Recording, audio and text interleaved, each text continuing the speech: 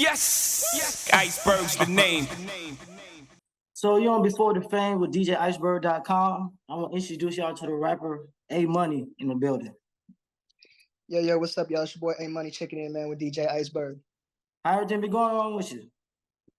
Pretty good. How about yourself? Everything good, man. A little busy day, just working, doing the same old. Can't complain. So I got a few questions to ask you. Yeah, let's get it. How life was in San Francisco before you came to Atlanta? Man, how life in San Francisco was before I came to Atlanta? Man, first thing that always comes to mind, competitive, expensive, and the feeling of being like boxed in. Cause like to share a little bit about San Francisco for folks that ain't been there, San Francisco is a peninsula. So meaning 3 sides of the city is surrounded by water, and it's really not a big city, but it's real dense. It's 7 by 7 miles. So I literally felt boxed in, right? And I felt like if I stayed out in San Francisco, I'm gonna stay in San Francisco. And I just felt like I didn't have as much opportunity. You know what I'm saying? So that's kind of like how life felt like growing up, you know. And there's such a big difference between, I guess, like wealth, between like lower income kids and like rich kids, that it's like the more you look up, you see someone that got more than you. Then you look above them, and there's somebody else that got more than them. Then you feel like, damn, I can't get to this second level or next level. How am I gonna ever get to the top being out there, you know? Damn. So that what made the move to Atlanta? Yeah, I mean, that's what made me think about moving. And really what sparked me to move to Atlanta was music scene. So I've always been a fan of listening to other music in different markets, you know, like the Midwest, the South, East Coast, of course back home too. But it was just something about Atlanta, like I guess the South. I had got the, you know, the vibe of like that Southern hospitality and stuff. And then really specifically talking about rap and hip hop, I would see how the other artists would put on each other, you know, kind of compared to the Bay, where like nobody fuck with nobody. But I see, you know, in Atlanta, like you got so helping each other, and like everybody, you know what I'm saying? Everybody getting rich together. So I'm like, dang, I really fuck with that, you know? So, you know, that's what really drew me there too. And out of all the different genres, I guess, across the country, you know, I say like Atlanta hip hop at the time and still is today, you know, is my favorite genre too. So why not go to, you know, what I like the most, you know, music wise too. So what got you into making music?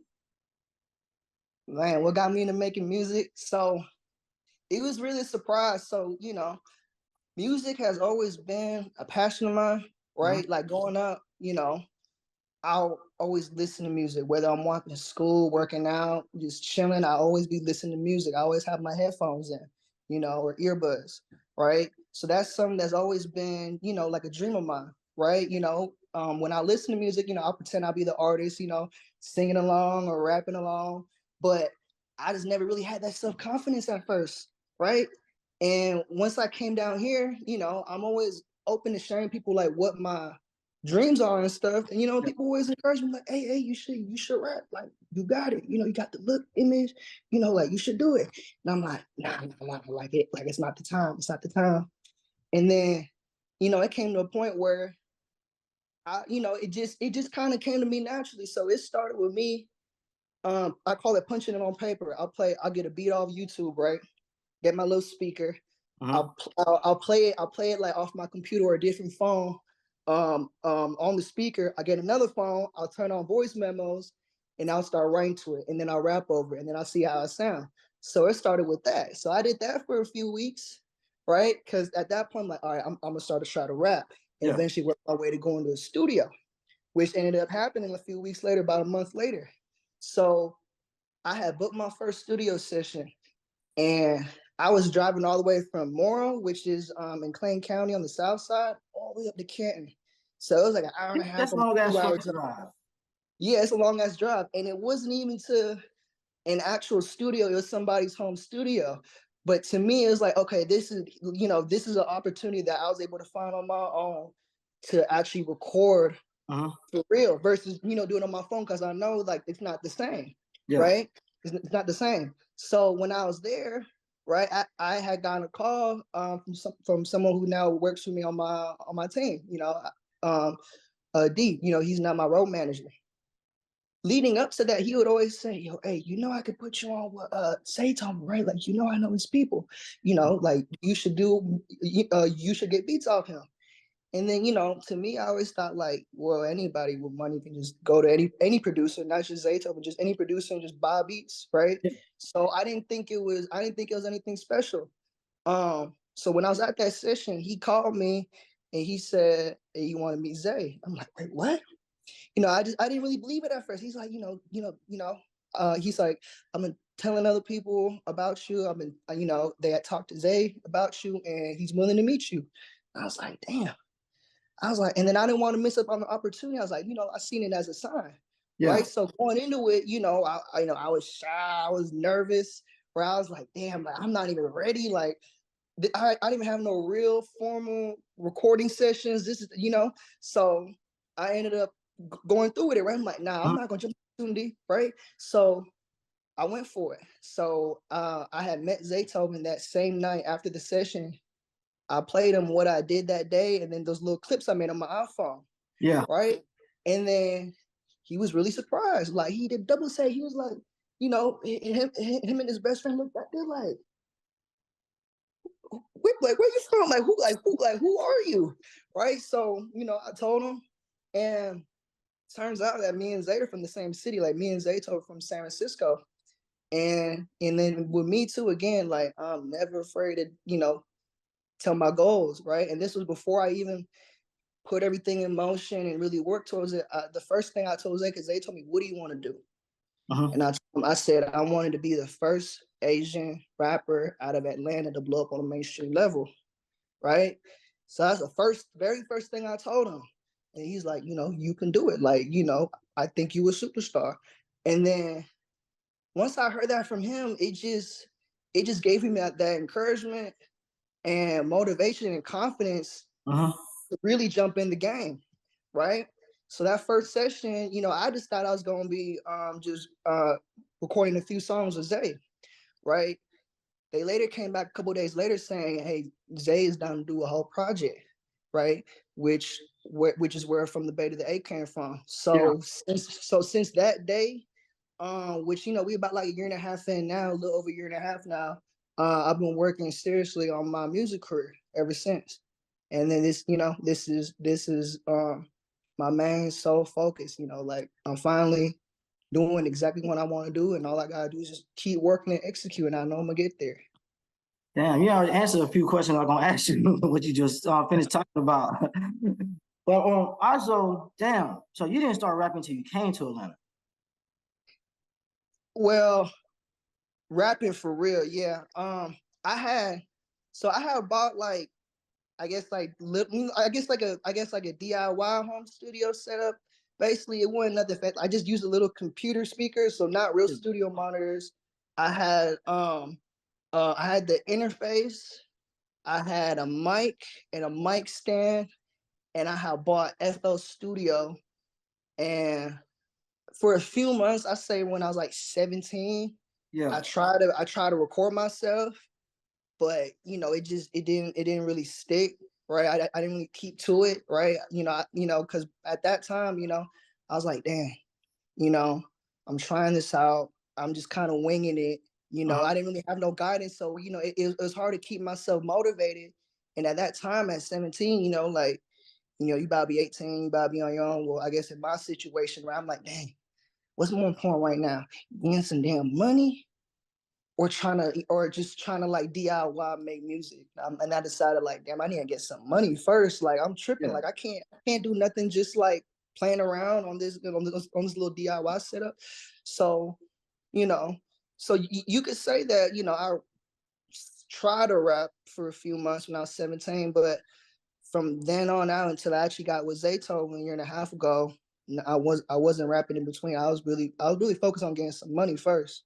Because I later figured out, like, you need, if you're an independent artist, you need money to put it behind yourself. You need to be able to invest in yourself. You can't just pop out with nothing and just say whatever, because anybody can do that, right? Because it's more than just dropping a song, like you gotta market it, promo, right? Like there's a whole bunch of other things. You gotta pay producers, studio time, like production, Uh-huh. right? That's just a few things. So I realized that you have to pay for all those things. And if you ain't got an investor, like you gotta figure it out. You know what I'm saying? You gotta hustle up the money or figure out different ways of money you saved up from working a job or whatever to come up with that money and invest in your career to be serious about it. Yeah, because music industry, it shouldn't get expensive at one point. At the start up, it get expensive as hell. And that's what people don't understand. People just think it's just talent. I'm like, nah, bro. You got to spend money. You might got to spend money on some travel to go do some stuff. Like this stuff costs money, and especially you're the only person who invested. Yeah, yeah. So definitely, I say for sure, like other independent artists, like gotta pay to play. You gotta pay to play for sure. One DJ spin your song, you gotta pay the DJ. Feel me? Couple of Like that's dollars, yeah. yeah, yeah, yeah. But I should be performing a lot of strip clubs lately. How you think about Atlanta strip clubs? Man, I love him. I love him. He's like I'm in paradise heaven. Yeah, yeah, yeah. But I'm at the point now where I've been to damn near all like the major strip clubs. Like I'm really ready to go to these other major cities to see what the other strip clubs talking about Yeah. too. Yeah, because I kind of made my run through the city. I'm like, fucking with it. And I was like, damn, how about like Miami, like Houston, or down in LA, or like other major cities. So I'm already thinking about that. But Atlanta, Huh? man, fucking with it for sure. So when you started rapping, did you always have this certain flow, or did like Zaytoven kind of like tweaked it and got you to change up a little bit? So when I first started, like it was like I was still in a phase where I was trying to figure things out. And with Zay, like work with like all the greats and stuff. Like one of the few people he mentioned was Gucci Man, because how much music he making stuff, and then he said from working with Gucci, like just how much time they'll put in, and he was working with Gucci so much, he kind of seen how he'll get on certain beats. So certain beats that I might have problems with, or I'm not too sure how to start. Yeah, Zay might hum something out. He might mumble something out like, "Hey, you should get on like this," and then I'll kind of use that as a starting point and kind of go from there. yeah. Right. So Zay definitely gave me some pointers in regards to like, okay, like come on like this, or this is this type of beat, right? So he definitely gave me that support there for sure. I don't know. I'm gonna tell you honestly, this made me feel like some old Gucci Man stuff. Old Gucci Man listening to the project. Oh, word.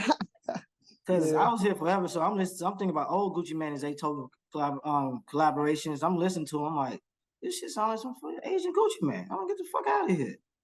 Like I hear how the flow is, especially the beats, the BC the produced you chose. I'm like, I can hear Gucci Man on this. How I listen to everything. Like it was few songs. I'm like, Gucci should have been on this one. Like Yeah. Yeah. few of them that I fucked with. It's like 6, 7 tracks I fucked with on the project. Bet for sure. So what is a conscious decision to have no feature, just solo dolo for your first one? Yeah. So okay, look, initially, right? Initially, I was supposed to have a couple features on it. I was supposed to have pack well, because I had blogged about it, that's why I'm even speaking on it. Originally, right? Because people read the blogs and be like, oh no, he said this. So, before I came out with the project, I was gonna have Pac-Man Vix, which I do have a single out, shout out him, and a single with 21 Diesel Slaughter. So, if y'all read like the old blog stuff, y'all would have seen that. Now, we had a problem clearing one of the songs, Uh-huh. right? So when we had a problem clearing one of the songs, I decided, I really wanted both of those artists as a feature, but if I can't have one, I'd rather have none. And then Okay. I thought back to it. I'm like, okay, with how I'm coming and stuff, and how I want to present myself as an artist, I think it would be better, really, for me to just present myself and have no features, because I want people. I wanted to be the main focus point on the project. That's what was important to me, because my thought process was, okay, you know, I'm kind of just popping out, right? I'm just kind of like, just in your face, boom, with a major producer and all that. And I decided, if I had another artist that say was doing it longer than just was doing music in general, Yeah. that's gonna take the attention off of me and onto them. right? And so basically, I wanted to have it all focused on me. Okay. So that's why I decided to just have just have no features on that project. So how you end up linking up with Empire?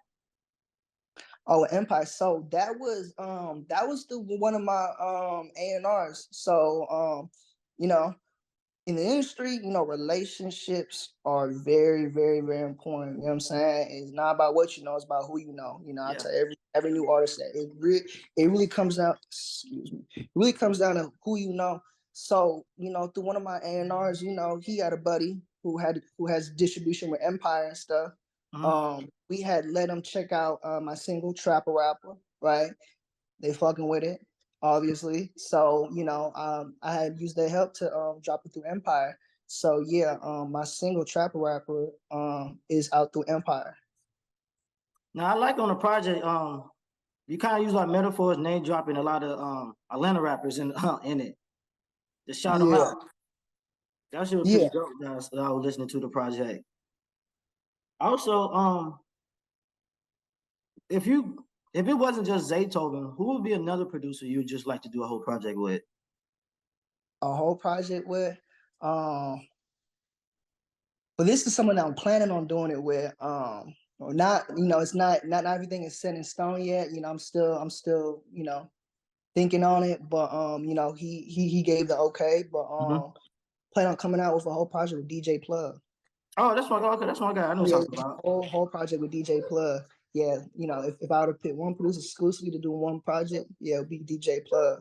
And that's something that's in the works right now too. Is after dropping a project with Zay with solely one producer, I thought about I could do that with DJ Plug, but then I think about other producers. So really, really with my next upcoming projects, trying to diversify it a little bit, Yeah. right? But if I do, but again, this is something that I'm thinking about, so if I do drop a project exclusive by one producer, it'll probably be with DJ Plug. So Yeah, you so really, that's the pocket. so you really drove from San Francisco to Atlanta. Yeah, I did. Yeah. I drove all the way there. It was me at the time, my ex-girlfriend. But yeah, we drove 3 days, 12 hours a day. Woo. I'm about to say, I know you can do that trip solo dolo. Oh yeah, I mean, you did it solo though. It probably take you at least like 4 5 days. But in total, like you do drive across like that, it's like a 36-hour drive. So really at 12 hours a day, like even across two people, like you're already like taxing your body for sure. Like even if you split it down the middle, like I was talking 6 hours, one person 6 hours up straight. You know what I'm saying? Like in the car nonstop. So yeah, I mean we stopped to eat, pump gas, but like that's about it. Cause I just didn't want, like, because when you're moving, it's like you ain't accomplishing nothing when you're moving. So if you go and move, you gotta move as quick as possible. Same thing if Yeah. you're moving like house to house, like you don't pack up half a U-Haul one day, wait a week. You pack the whole damn U-Haul one day. And then drive it to the next spot, unload it. You know what I'm saying? So, so that's why I kind of had that sense of urgency. But if you just taking a little road trip, take your time, go sightseeing, all that. But if you on the move, hey, yeah, it'll take you about 3 days. Damn. So also, what next video are you thinking of doing from the project? Off the project. So yeah, we're basically planning it out now, with like different scenes and stuff. But the next song I'm gonna shoot off the project is gonna be Watch This. Oh, that's yeah. I had that listed down, one of the songs I like. Oh yeah. Yeah, because So that stay never tuned for too that. much. That's huh? That never too much. I like that because it's like a West Coast and a down south vibe together. Yeah. I fucks with that. For sure, So for you sure. think about working any West Coast producers? West Coast producers. Yeah, for sure. I'm already working with one right now. We got some tracks in right now. Rhythm D. He had produced like Easy back in the day and stuff. He's from LA and stuff. But shout out Rhythm. Me and him already cut a few tracks. But other producers I work with on the top of my head. I've been listening to a lot of DJ what's his name? DJ DJ Buster, you know, the one that produced like Want Her by the Migos and Yeah, stuff, I'm and talking like about. Roddy Ricch, like yeah, like Ballin' and stuff. Yeah, I don't have any tracks with him, but you know, if there's another West Coast artist I want to do a song with, you know, he'll be one of the other producers for sure. I saw you did NFTs with 2 songs. Are you gonna do it with this project? Probably not. Probably not. Really, with my experience with like the NFTs, I mean, my experience, you know, personally, I didn't make any money off that really. And you know, as you've seen with the NFT market in general, it kind of boomed and it kind of dropped, Yeah. right? So you know, I am focusing you know, my energy on other things, but you know, my NFT is still out. You know what I'm saying? If y'all want to get that. I haven't been, you know, especially the past few months since I've been focused on my project and upcoming music. I haven't been, you know, so in tune with that market, Yeah. right? So I can't, so you know, specifically to my NFT or other people's or other folks or just the market in general, you know, I can't say if it's, oh yeah, you know, it's a good time to buy or you should buy, right? Because I don't have enough knowledge to speak on that though. But I did create an NFT for my single though, and it's something that you could still buy for sure, you know, because there's only limited amount. So you know what I'm saying, you want a piece of that, you know what I'm saying? It is a digital collectible, you know what I'm saying, of my music, my career, for sure. So, you know, get one of those, that's proof that, you know, you fuck with me early on. So if you want that say so before I blow, you know what I'm saying? With your boy, for sure. So out of all the Atlanta rappers, what's a couple we wish to collab with? That I wish to collab with. First one, the one I always say too, Lil Baby. Okay. Show. And then a new artist I've been getting my attention to that I would want to work with. His name is like Huncho or something. Yeah, I'm talking about. Yeah. Like, yeah, he had just dropped like a new project and stuff too. You know that hard. What was the name of it, by the way? It was he had dropped a project called 22. Yeah, like Huncho with the X. Yeah, Yeah, I'm shout out talking him. about. Yeah, his shit bumping. So yeah, but those are a couple artists I would do a song with for sure. Oh, that's lit. So you and Zaytoven gonna be making more music later on as well, still? Yeah, absolutely, for sure. So before get off this interview, do you want anything like to tell to the fans or to the public about anything for the future or about yourself? Oh yeah. A couple things. First of all, make sure y'all follow me on Instagram. You know what I'm saying? At real_A money. That's REAL_AOMEY. Excuse me. Got an upcoming project coming out live from Clayco 2. That's gonna be coming real soon. Other social media, my TikTok is also real_A money. You know what I'm saying? Make sure y'all check me out on YouTube as well. If you want to find like an all-in-one link for all my music and all my other social media and you know media stuff I have out now, click the link tree in my Instagram bio. That's gonna lead you all the music I got out right now, music videos, content, all that. So we'll keep it coming. But still, also everybody check out the 12-track project from the Bay to the A, all streaming platforms too as well. Yes, sir. But no, I appreciate A Money. Thanks for the conversation, man. Hope for the best. Yes, sir. Appreciate you having me, man. Yes. Iceberg's the name.